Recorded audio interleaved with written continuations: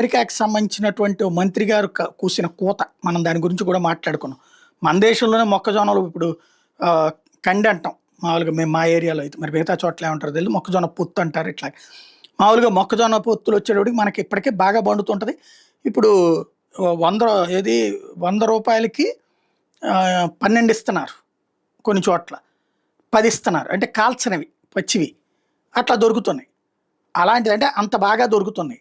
అట్లాంటప్పుడు అమెరికా అవి తీసుకొచ్చి మా దగ్గర ఏదో 140 కోట్ల జనాభా ఉందని ఒక గుప్పెడు మొక్కజొన్న పొత్తులు కొనరంటే కొనుక్కుని ఏం చేసుకోవాలి? అప్పుడు ఇక్కడ రైతులు అన్యాయం అయిపోతారు. అప్పుడు రూపాయికి పావలాకి వస్తుంది. ఒకప్పుడు మా చిన్నప్పుడు కండి అంటే పావలానే. నేను పావలా అప్పటి నుంచి చూసా కండి. పావలా, రూపాయి ఎక్కువ అనుకుంటే ఇవాళ రోజున రూ. 20 కాల్చిన కండె. కాబట్టి ఆ లెక్కను చూసుకుంటే జనానికి రేటుకి తక్కువకే వస్తుంది. సేమ్ టైం రైతులు మాత్రం అన్యాయం అయిపోతారు.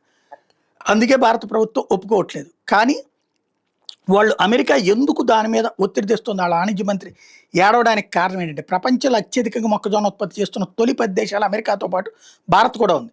అందుకే భారతదేశం 2024-25 సంవత్సరంలో నామమాత్రంగా 0.97 మిలియన్ టన్నులు మాత్రమే దిగుమతి చేసుకుంది.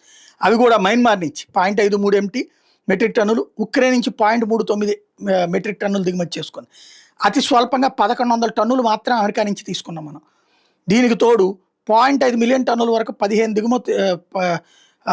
దిగుమతి సుంకం కూడా విధిస్తారు. ఈ మొత్తం దాడితే 50% టారిఫ్లు చెల్లించాలి. ఈ జన్యుపరంగా మార్పులు చేసిన మొక్కజొన్న దిగుమతుల్ని ప్రభుత్వం అంగీకరించలేదు. ఇప్పుడు అమెరికా వాడి ఏడుపు ఏంటంటే, ప్రపంచంలోనే అత్యధిక 377 మిలియన్ టన్నులు అమెరికా ఉత్పత్తి చేస్తుంది. దీనిలో 71.7 మిలియన్ టన్నులు ఎగుమతి చేస్తుంది. దీని పౌల్ట్రీ, పశు పరిశ్రమ, ఎథనాల్ తయారీలో వాడుతుంటారు. ఈ ఆర్థిక సంవత్సరం రికార్డు స్థాయిలో 427 మిలియన్ టన్నులు ఉత్పత్తి చేస్తుందని అంచనా. ముఖ్యంగా Iowa, Illinois, Nebraska, Minnesota, Indiana, South Dakota, North Dakota, Kansas, Missouri, Ohio, Wisconsin రాష్ట్రాలు ఈ పంటను పండిస్తారు. 2022 వరకు దాదాపు $4 బిలియన్ కొనుగోళ్లతో చైనా అతిపెద్ద దిగుమతిదారిగా ఉండేది.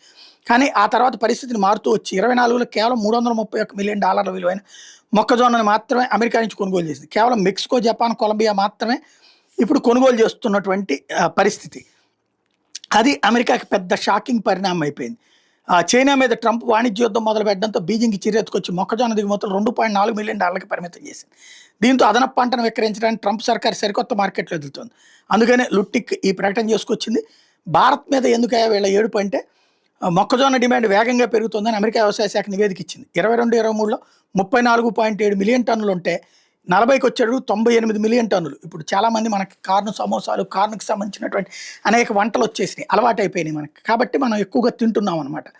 2050 నాటికి 200.2 మిలియన్ టన్నులు వినియోగిస్తుందని పేర్కొంది. ప్రపంచంలో 30% పైగా ఈ పంటను అమెరికానే పండిస్తుంది. భారత్ టాప్ 10లో ఉన్న కేవలం 3% 42 మిలియన్ టన్నులే ఉత్పత్తి చేస్తుంది. అమెరికా నుండి దిగుమతి చేసుకోవడానికి జన్యు మార్పిడి పంటే కారణం. దిగుమతి చేసుకోకపోవడానికి అక్కడ 94% అట్లాంటి వెరైటీలనే పండిస్తారు. దీని తోడు దేశంలో కర్ణాటక, మధ్యప్రదేశ్ తర్వాత అత్యధికంగా మొక్కజొన్న పండించే బీహార్లోనే ఎన్నికలు జరగబోతున్నాయి. ఈ నేపథ్యంలో అమెరికా డిమాండ్కి తలగ్గే అవకాశం లేదు.